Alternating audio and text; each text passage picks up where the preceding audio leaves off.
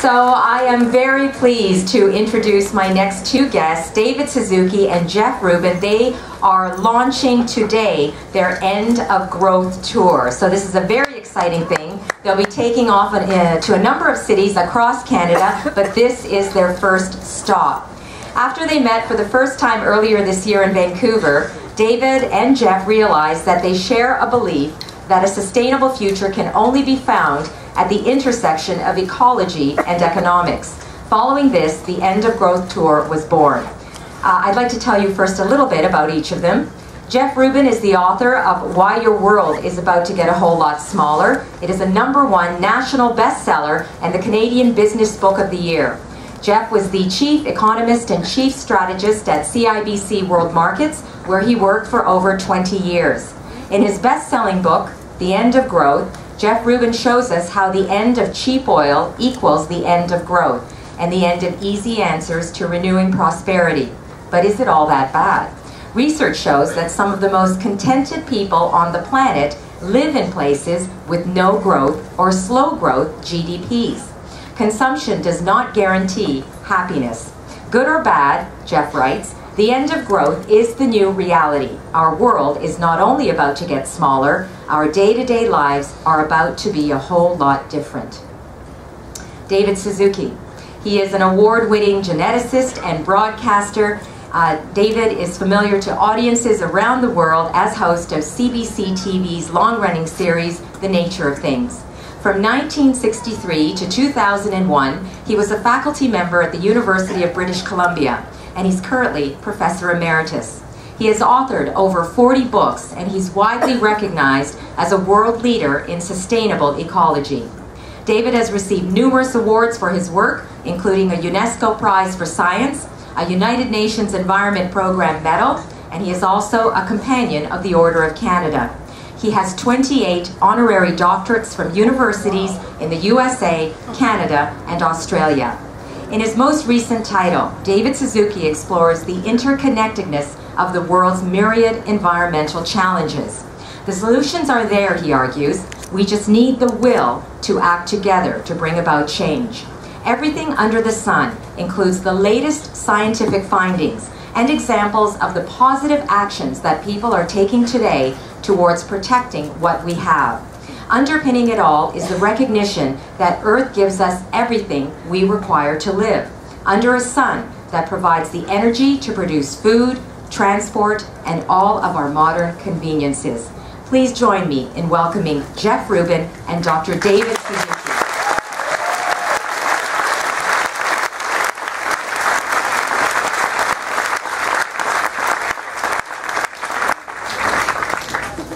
Well, Mary, I didn't know you were just going to bugger off then. So it's a Jeff and David show, is it? Anyway, I'm delighted to be here. Thank you all for coming and filling the tent. I am so honored to have the opportunity to share the stage with Jeff. I know this is going to be a wonderful tour. He's a man that, of great authority, so I don't have to keep dumping all over economics about which I know nothing. Jeff will do it for me, so it's great to be here. You know, I've often been told by politicians and business people that I'm too radical or I demand too much. That in fact I've got to be realistic because the economy is the bottom line.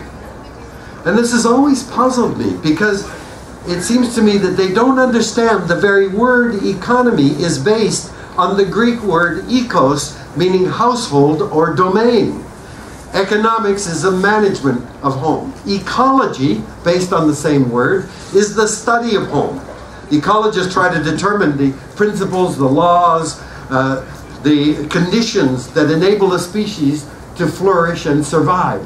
Not a bad bit of information, and I would have thought any economist would say, okay, before we do anything, what are those ecologists telling us? Because we don't want to do anything that violate these principles or these laws.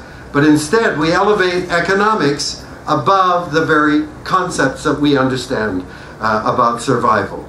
You see, the domain, the ecos, the domain of our species, indeed of all species, is the biosphere, the zone of air, water, and land where all life exists. And Carl Sagan told us if we reduce the Earth to the size of a basketball, The surface would be smoother than the surface of a billiard ball, and the biosphere, where all life exists, would be thinner than a layer of saran wrap. And that's it. That's our home and the home of anywhere from 10 to 100 million other species. And it's fixed. It can't grow. And yet one species, us, thinks that we can take it over, use whatever we want, spew our chemicals and toxic waste back into it without paying any price. Well, it can't go on. We can't see the urgent need to see our actions, the consequences of our actions, because I believe we've lost our sense of where we belong and what our home is. Now, I'm a geneticist, and I've been amazed at all of the studies using DNA that trace the movement of our species over time. And all of the trails of our paths lead back to Africa 150,000 years ago. We were born in Africa. And I can't wait to get invited by the Ku Klux Klan to give them a talk and tell these pointy-headed characters, we're all Africans. For 95% of our existence, we were nomadic hunter-gatherers. We understood that we were deeply embedded in and dependent on the natural world for our well-being and survival. Then 10,000 years ago, we discovered agriculture. The agricultural revolution changed the course of human history, and we became farmers.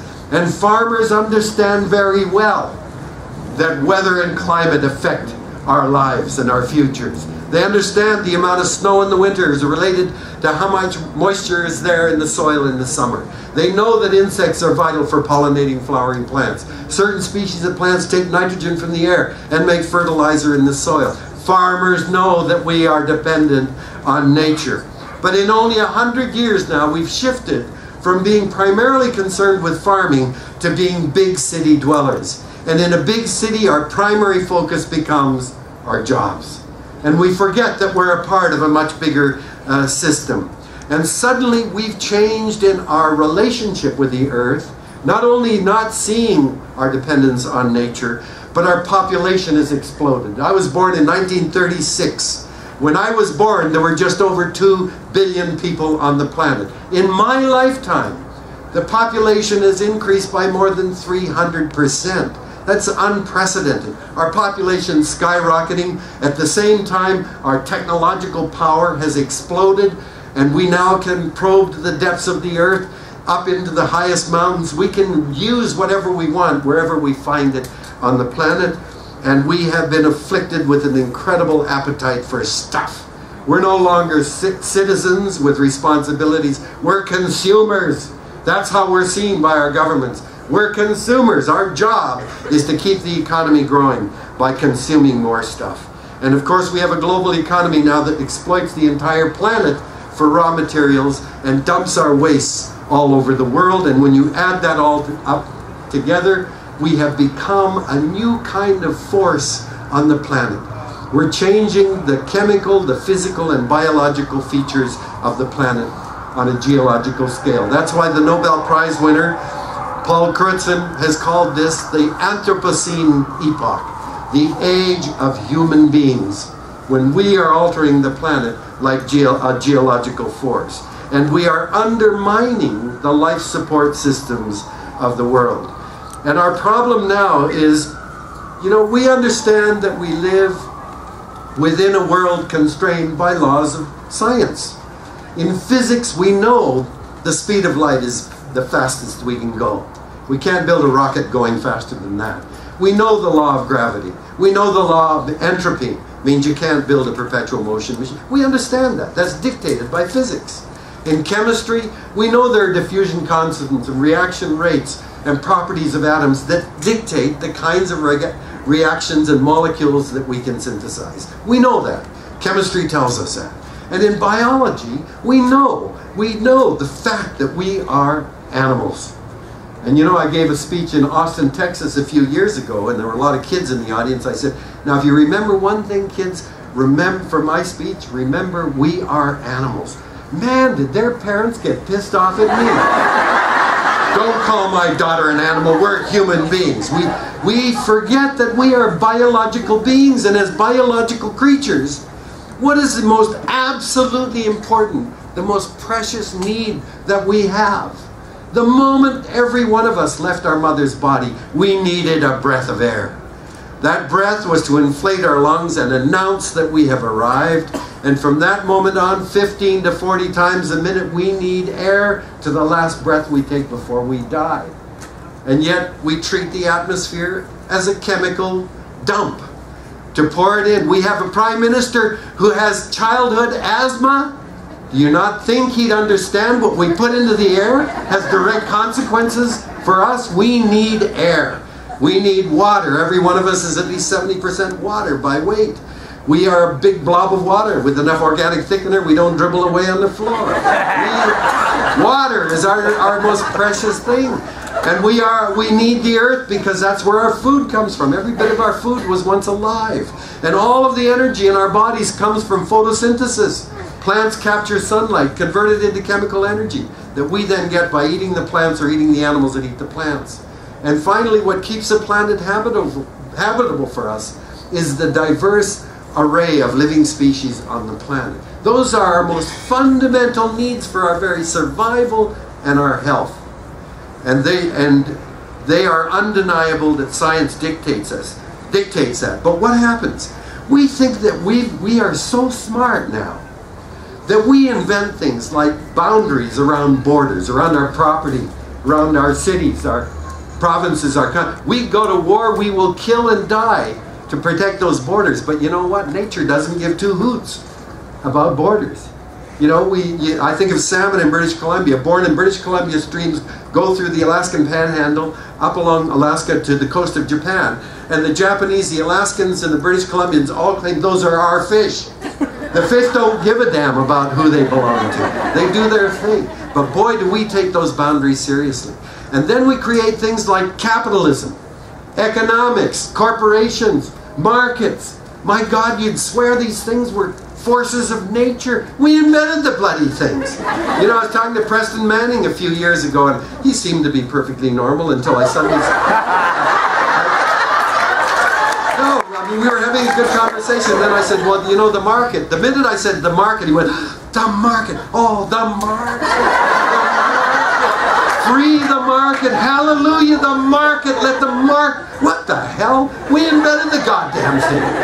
And yet we bow down before it as if somehow it holds the secret to the future of our society. This is crazy.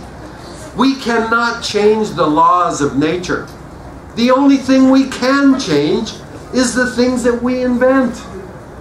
And look what happens in Copenhagen 2.5 years ago. 192 countries trying to deal with the atmosphere that doesn't belong to anyone through the lenses of 192 national boundaries and 192 economic agendas. And we ask nature, we want to shoehorn nature into our economic and political agendas. It's suicidal. It can't work. Now let me over to